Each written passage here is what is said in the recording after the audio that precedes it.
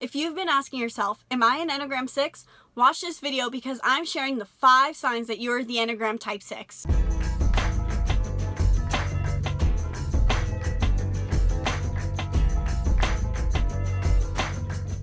Welcome to Making Mindfulness Fun. I'm Isabelle, the co-founder of Making Mindfulness Fun. I'm a mindfulness and Enneagram coach, and in this video, I'm sharing 5 signs that you're an Enneagram 6, because if you've been asking yourself, am I an Enneagram 6? I want to share with you how you know you are the type 6, also known as the Loyalist. So let's break it down. The first sign we want to look for is our traits. The type 6 is called the Loyalist, and they are known to be a very distinct type, but that can also be confused often with the type 8. I see this a lot. Type 6s often think they're the type 8, the challenger. So here are the main differences you're going to see, and here are the traits you're going to see as a type 6. Type 6s are called the Loyalists, and they're going to be very grounded people. They love their routine, they're very calm, and they love to have everything under control. They're not going to necessarily be the most bold, intense, and aggressive and rude people. They're going to be more kind approach because they are also very moral. These people are very moral and they want to be seen as kind. They have values to be kind to others and that things are always being taken care of and people are being taken care of. These people also are stereotypically known as worriers.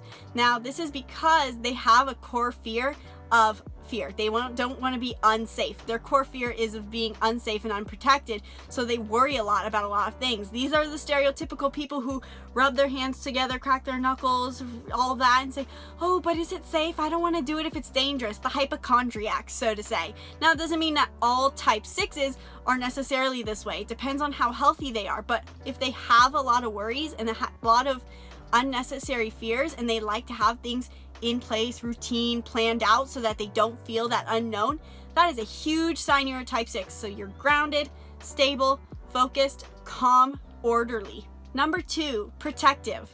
Now, type 6s are called the Loyalists, and they are loyal to people. This is their biggest trait, and so these people are known for being very protective of others. I have a type 6 sister, and she loves when people are sick because she can take care of them. She wants to be able to take care of people and make sure that they feel safe, they feel cared for, they feel grounded. They love doing that stuff, and they're also the people who will, in a way, like I come back to, like I said, the worry thing where they'll say, hey, be careful, don't do that, I don't want you to get hurt. So they're going to be very protective people, and they are definitely going to stand up for you if you have a conflict with someone else. This is where also their protectiveness comes out. For example, I was at this festival and this person stood in front of me while they were trying to watch this concert at the festival, and they were much taller than me, and I didn't care about it at the time. I was just going to move to the side, but this lady behind me poked the guy and said, excuse me, that was rude. How dare you do that? This person's clearly shorter than you and cannot see. You need to move. That was a stereotypical type 6. I could tell from the start because of that. They were immediately looking out for the little guy and standing up to unmoral actions and saying, hey, no, I'm going to protect this person. They seem like a kind person. So that's another sign that you're a type 6. Number 3 is attitude. Now, this is one that's more seen in kids that I find really surprising, and this is why they mistype for 8s often, because they have this hidden or unexpected attitude to them. And this appears a lot like the type 8 because type 6s for the most part are calm people. They're going to be grounded, secure, and a bit of those worry warts, but they also have a protective side to them that comes out as attitude and aggression and protectiveness, saying, no, this is what's right. And they'll be very straight-faced with you, very serious, and they will stand up and get in your face if they find something wrong. They're going to stand up to that, and they're going to come off with what people know as attitude because they're going to seem more aggressive than normal. They're going to say, that is wrong. I don't care what you think. Number 4, worry. Now, this is one I touched on at the beginning, but I want to recover it again, is because type 6's core fear is having a lack of security. Their core desire is security, and so they have more worry than others.